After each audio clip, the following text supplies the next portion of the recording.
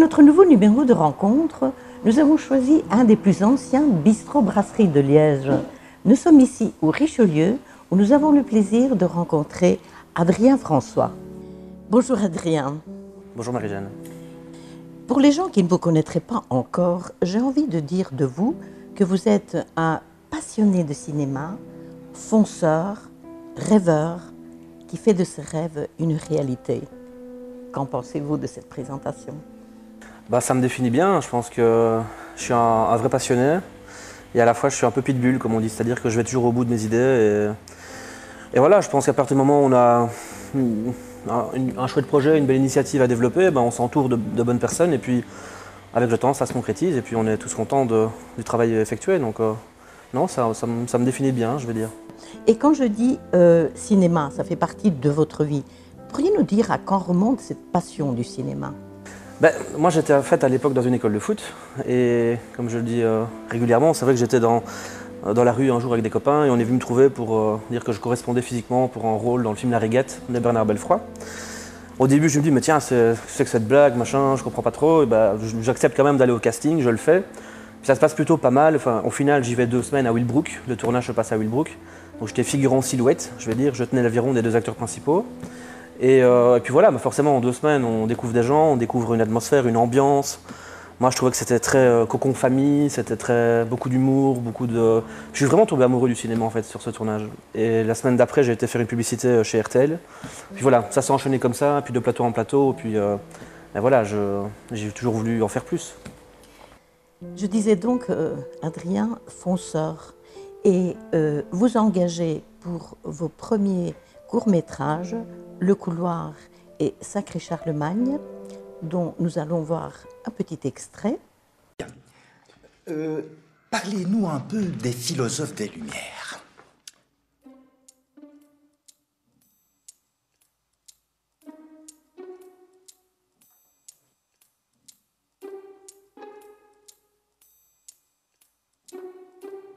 Mais je sais que je connais, faut juste que je réfléchisse.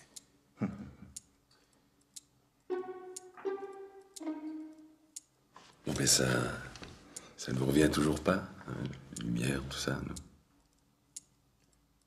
Vous pourriez pas me donner un indice pour m'éclairer? Éclairer, non, mais ça commence plutôt mal. Platon? Oh, très très mal, hein, c'est... Ouais, c'est mal.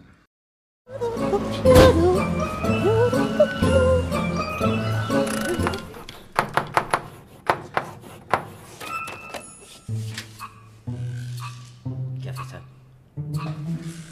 Qui a fait ça? Moi. Viens ici. Viens ici. Celui-là. L'avion, les ailes, ça vole mieux si tu les plies 2 fois. Tu peux tourner à ta place. T'es un Alaïcaniche, Jean-Luc. T'es un Alaïcaniche. T'as fait quoi ce matin? This morning, I eat... Yes, what did you eat? milk.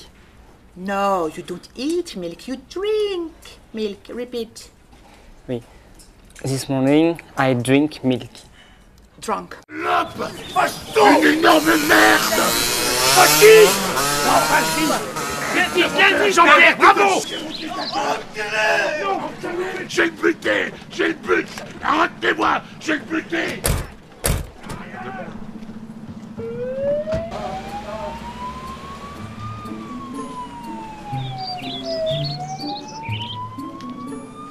Rassurez-vous, c'est pas du tout ce que vous croyez. Tout va bien. Vous pouvez rentrer chez vous.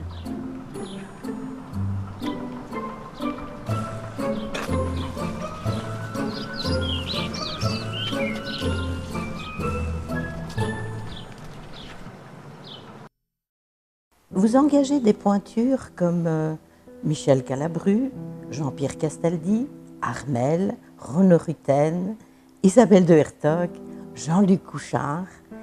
Et toutes ces personnalités, et pas des moindres, ils ont dit oui sans cachet. Comment expliquez-vous cela? Je sais pas, ça s'est fait tellement naturellement et en fait, moi j'apprécie faire tourner des comédiens et des comédiennes qui sont humainement au top en fait. Ça se sent quand on les rencontre, on va boire un verre avec eux, on leur explique notre projet, le pourquoi du comment, etc. Et puis il y en a, on sent qu'ils sont, je dirais, moins intéressés, donc je ne vais pas plus loin. Puis il y en a d'autres qui sont... En fait, l'humain, moi, c'est la racine de tout, en fait. Si ça se passe bien avec quelqu'un, j'ai envie de l'impliquer dans mes projets, de lui proposer des rôles, voilà, ça se tourne autour de ça. Puis c'est surtout moi qui ai eu la grande chance de pouvoir avoir tous ces artistes autour de moi, parce que c'est eux qui en quelque sorte, m'ont permis d'avoir une certaine crédibilité.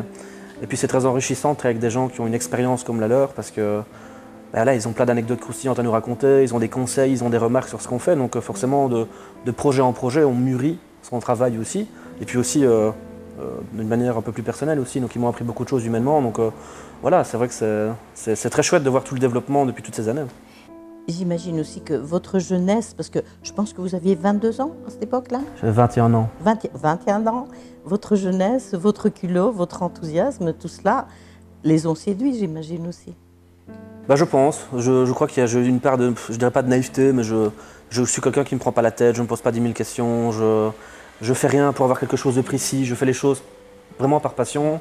Je dis toujours avec le cœur, c'est vraiment ça. Et je vis intensément tout ce que je fais. Mais ça remonte aussi à... J'avais 19 ans quand j'avais fait mon premier plateau télé sur 50 degrés Nord, avec Tremens, qui était un court-métrage que j'avais joué dedans, réalisé. Donc ça aussi, ça a été une première sacrée aventure. Et puis c'est vrai que ça m'a donné faim pour la suite. Et voilà, oui.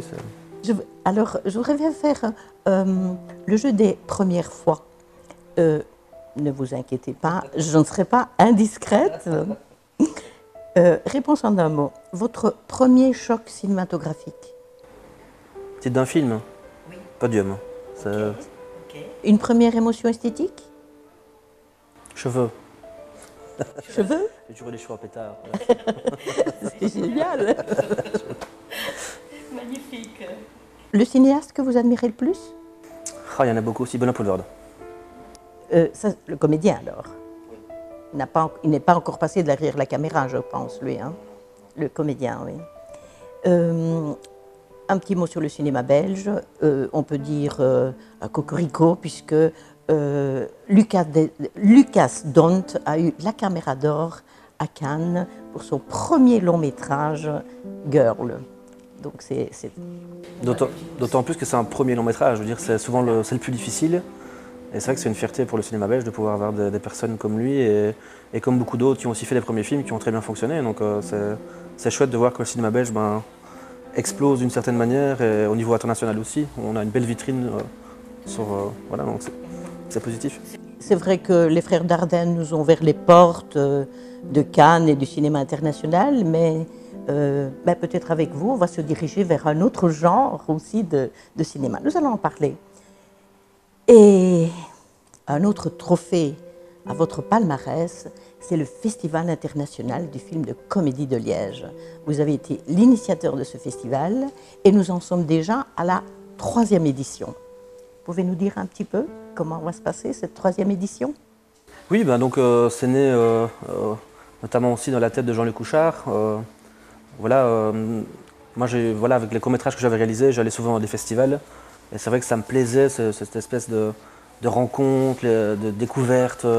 Un festival, c'est plein de choses, c'est plein de moments intenses, d'émotions. Donc j'ai toujours eu envie de créer un festival. Et c'est vrai que c'est Jean-Luc qui m'a dit, tiens, la comédie, je crois que ça n'existe pas en Belgique. Donc on s'est renseigné. Effectivement, c'était étonnant. Parce qu'on est quand même un pays où on a des auteurs, des producteurs, des distributeurs, des talents, enfin, réputés au niveau national, régional, international. Et on n'avait pas de festival dédié à la comédie. Alors il y avait l'Alpe d'Huez qui existait depuis maintenant plus de 20 ans. Et donc Jean-Luc connaissait Pierre de Guerdebosc, qui était le directeur artistique et le programmateur de festival. Alors il ne connaissait pas Liège, donc on l'a simplement invité à venir ici. Donc on l'a fait visiter le Polymage de Liège, l'Opéra Royal de Wallonie, les Grignoux. Voilà, il a bu des bières liégeoises, il a mangé des boulets, il est vraiment tombé sous le charme de la ville. Et c'est parti comme ça. Mais carrément, et je pense que tous les talents qui viennent ici, même l'année passée, je pense à Gérard Darmon, on me disait mais c'est dingue parce que par rapport à Paris, c'est très contrasté, c'est tellement convivial chez vous, les gens ne se prennent pas la tête et voilà, il y a de la culture dans tous les coins de rue, quoi. Je voulais aussi vous demander, Daniel Prévost fera partie de votre jury, enfin de vos invités de ce 3e festival? Alors Daniel était jury la première année, donc on ne remet jamais une personnalité dans un jury les années suivantes. Mais par contre, on les réinvite avec grand plaisir. Donc Daniel est revenu les 2 premières années, il sera encore là la 3e édition. Il fera notamment une conférence au B19. Daniel est une personne qui est toujours accessible et disposée en tout cas à aller dans les écoles, rencontrer des jeunes, participer à des conférences, à des débats. Donc ça c'est très chouette parce que ça permet aux festivaliers et aux passionnés de venir le rencontrer, lui poser des questions, faire une photo avec lui, boire un verre avec lui. Et Daniel est quelqu'un de très accessible. Accessible. Et je dirais aussi très profond, parce que j'ai eu l'occasion d'assister à la présentation de son premier roman qui s'intitule « Tu ne sauras jamais combien je t'aimais ». Et c'est vraiment un bel hommage. Il dit que c'est un roman, mais c'est vraiment un très beau témoignage avec une grande profondeur sur l'amour qu'il a eu pour sa femme. Oui, c'est ça. En fait, je suis en train de lire le livre. J'ai aussi beaucoup apprécié Le Pont de la Révolte qu'il avait aussi écrit, que j'ai lu. Où il parle aussi un peu de la recherche de son père, etc. C'est vraiment quelqu'un qui, quand on le voit, il est toujours très drôle, cet humour un peu grinçant. Et finalement, quand on lit ce qu'il écrit, c'est une personne qui a une grande profondeur et une énorme expérience de vie. Donc c'est très enrichissant de lire ce qu'il fait. Ouais. Ça pourrait être pas mal peut-être d'organiser une belle idée qu'il vienne présenter son nouveau livre. Oui, qu'il vienne le dédicacer même, ce serait bien. Je l'inviterai. Voilà, je l'inviterai avec plaisir dans notre émission Rencontre. Voilà, Daniel Prévost, ce sera notre prochain invité. Voilà. Est-ce que vous pouvez déjà nous dire qui va être le président ou les membres du jury? À ce stade-ci, malheureusement non, parce qu'on a des accords de principe avec les membres du jury pour le moment.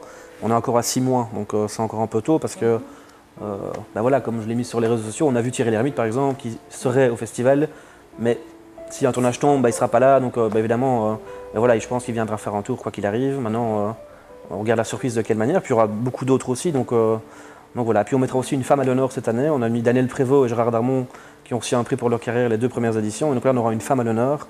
On a aussi un accord de principe avec cette grande professionnelle du cinéma. Et... Non, pas encore, malheureusement. Ouais, malheureusement. Mais c'est bien parce que c'est vraiment l'année des femmes, avec tout ce qui s'est passé, Weinstein, etc. J'ai même l'impression que tous les festivals, les femmes sont à l'honneur. Festival de Cannes, une femme présidente du jury. Bien sûr. Mais on a toujours donné de l'importance aux femmes dans notre festival. Par exemple, la première année, on a eu Flavia Kuss qui est venue présenter son film. L'année passée, c'était Michel Larocque. Donc on essaye toujours d'avoir une parité homme-femme dans tout ce qu'on fait. Et je pense que c'est important parce que les deux font, soit un homme ou une femme, c'est ça la fierté du cinéma. Donc c'est vrai que quand on fait un film d'un point de vue masculin ou féminin, c'est des fois différent, mais c'est tellement beau de voir comment est-ce qu'on peut raconter une histoire. Voilà. Est-ce que je sais que vous préparez votre premier long métrage? Est-ce que vous pouvez nous dire un petit mot? Dévoiler des choses? Oui, en fait, à la base, tout le monde pensait que j'allais faire une comédie, et en fait, pas du tout. C'est plutôt un drame que je vais faire parce que j'ai voulu parler d'une histoire qui me touche, que j'ai partiellement vécue. C'est les enfants qui sont adoptés ou accueillis en famille d'accueil. Et donc, on suit ici l'histoire d'un enfant qui est accueilli dans une famille et qui va connaître quelques péripéties avec la justice, un directeur du centre de la jeunesse, etc. Donc voilà, c'est une belle histoire. Et donc, j'écris ça avec Stéphane Cuvelier et Julien Demarche. Et Stéphane Cuvelier qui a un vécu un peu similaire au mien, donc c'est vrai qu'on a tout de suite accroché, il est tout de suite tombé dans le projet, etc. Et puis Julien qui a suivi, et puis on a un producteur aujourd'hui, donc voilà, le projet évolue bien, et puis on a déjà un casting qu'on a déjà plus ou moins dévoilé. J'ai entendu Gérard Depardieu. Exact, donc lui il va jouer le rôle d'un père biologique.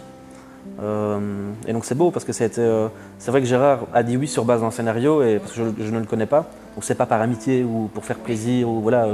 Donc il a été touché complètement, et donc je l'ai rencontré, c'était en avril avec Stéphane Cuvelier, et donc c'était une rencontre très intense, je vais dire, parce que Gérard est une vraie bête du cinéma, j'ai envie de dire, ses regards, sa manière de parler, il a un charisme incroyable, et donc c'est vrai que quand on écoute, voilà, on ne parle pas, on écoute Gérard.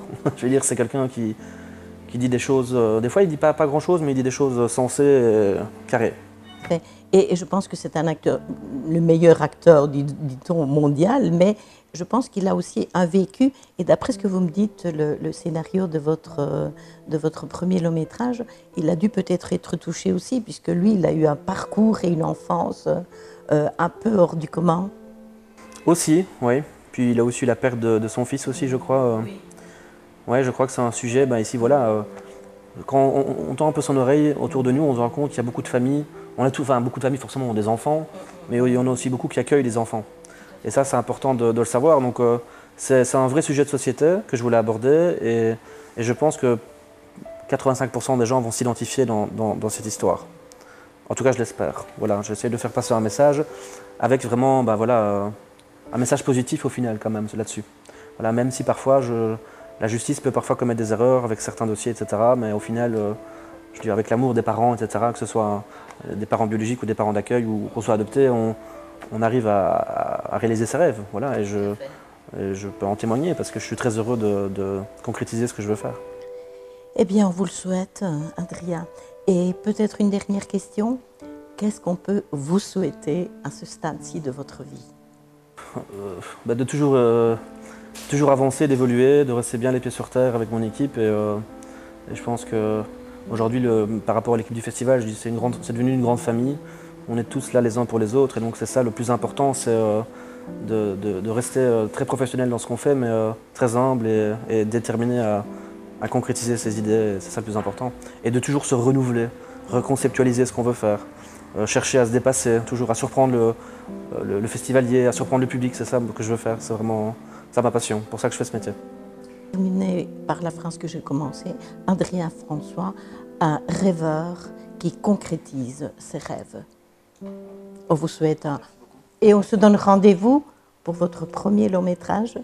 Avant cela, bien sûr, au Festival international de comédie de Liège. Vous pouvez nous rappeler les dates? C'est du 6 au 10 novembre, avec le chapiteau qui sera cette année Place Cathédrale, il faut le dire. Et puis au Forum de Liège, l'Opéra Royal de Wallonie, les salles des Grignoux, le Palace, le Théâtre de Liège. Voilà. Je pense que ça qui est bien aussi, c'est qu'on a réussi à fédérer autour du projet tous les lieux culturels importants de la ville de Liège. Il en manque encore quelques-uns. Il y a aussi la Cité Miroir en plus cette année, voilà, j'allais le dire. Mais non, c'est chouette de voir que toutes ces personnes se mobilisent autour de nous et c'est ça qui fait la force du festival en fait. Merci Adrien.